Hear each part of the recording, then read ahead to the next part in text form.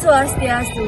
Perkenalkan, nama saya Nikadek Sri Cindy Sopnasari, saya dari kelas 10 MIPA 6. Pada video kali ini saya akan menampilkan hasil wawancara tentang wawasan Nusantara terhadap dua narasumber kami.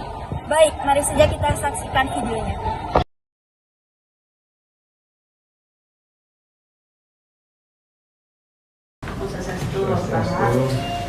Bapak dapat menyampaikan nama lengkap Bapak, nama panggilan Bapak, beserta jabatan Bapak di SMA Negeri Denpasar.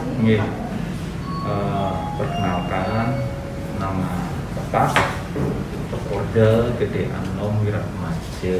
Ya, jadi biasanya dipanggil Cok Anom gitu aja disingkatnya, itu namanya. Nah, kemudian Bapak di SMA Negeri 7 Denpasar. Nah, ditugaskan menjadi kepala sekolah tepatnya mulai tanggal 1 Maret tahun 2021. Kenalkan, di sini namanya Ibu Nimade Karisnayanti, panggilannya Bu Lisna. Ibu mengajar mata pelajaran Sejarah Indonesia kelas 10. Ya, jadi wawasan Nusantara itu tidak lain merupakan cara pandang dan sikap kita terhadap bangsa kita sendiri dalam upaya menjaga persatuan dan kesatuan bangsa sehingga tercapai tujuan daripada pembangunan nasional. Itulah wawasan Nusantara ya. Di sini menurut Ibu ya, wawasan Nusantara itu adalah cara pandang dan sikap bangsa Indonesia tentang jati diri dan lingkungan yang mengutamakan persatuan dan kesatuan wilayah yang bertujuan untuk mencapai tujuan nasional, seperti itu. Itu yang sempat Ibu baca ya, dan Ibu pahami mengenai wawasan Nusantara. Ya, jadi untuk menjaga wawasan Nusantara itu harus kita punya rasa nasionalisme dan kebanggaan terhadap produk-produk bangsa kita. Nah, jadi ini tidak terlepas dari konsep Trisakti yang dicanangkan oleh Bapak proklamator kita, Bung Karno, di mana ada tiga, ya Trisakti, tiga konsep. Jadi yang pertama, kita harus berdaulat secara politik. Kemudian kita berdikari secara ekonomi. Kemudian yang ketiga, berkepribadian dalam kebudayaan.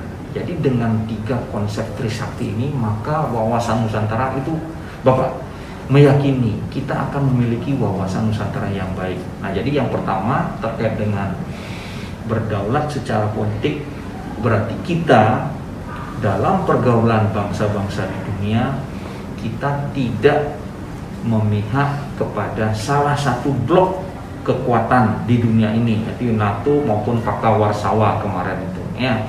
Jadi kita punya politik luar negeri yang disebut dengan bebas aktif. Jadi kita selalu ikut berkontribusi untuk menjaga perdamaian dunia.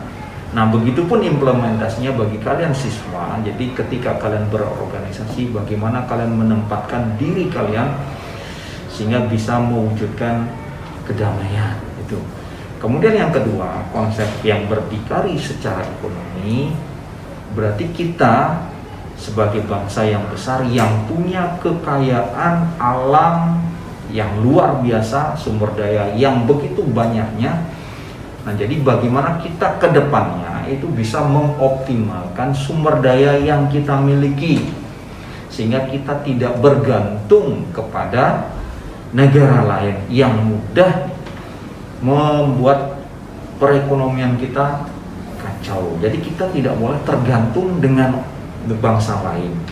Sebagai salah satu contoh, kemarin ketika petani atau pengusaha tahu tempe yang mogok, kalian pernah dengar ya ancaman mogok itu karena mereka untuk memproduksi tahu tempe dengan harga yang sebelumnya itu mereka tidak bisa karena apa? Harga bahan bakunya kedelai yang lebih banyak merupakan bahan impor itu melonjak, sehingga nantinya itu jadi kendala. Oleh karena itu maka kalian para generasi muda kedepannya supaya punya wawasan bagaimana kalian bisa mengoptimalkan potensi kekayaan alam kita, terutama di bidang pertanian, bagaimana kedepannya supaya para petani yang mungkin aja kalian ikut sebagai petani yang modern yang bisa mengolah lahan kita sehingga dihasilkan produk-produk yang berkualitas yang tidak kalah dengan caranya ibu. Kalau untuk diri sendiri dulu ya, itu ibu memperbanyak literasi, habis itu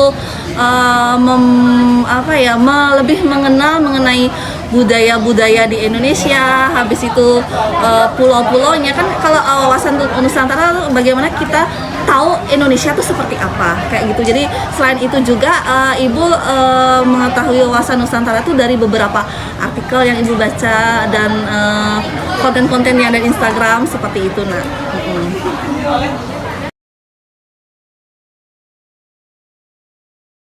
ya, jadi tujuan wawasan Nusantara yaitu bagaimana yang pertama tadi itu bagaimana menumbuhkan sikap nasionalisme dan kebanggaan akan produk bangsa kita sendiri gitu.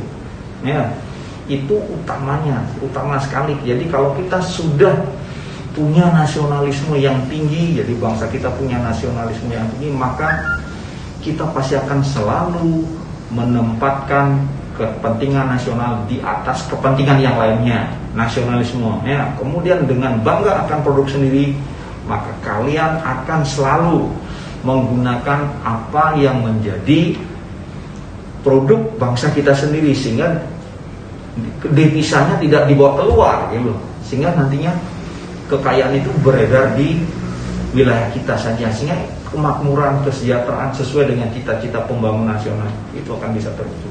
Dua tujuan wawasan Nusantara, yang pertama itu untuk meningkatkan rasa nasionalisme kita.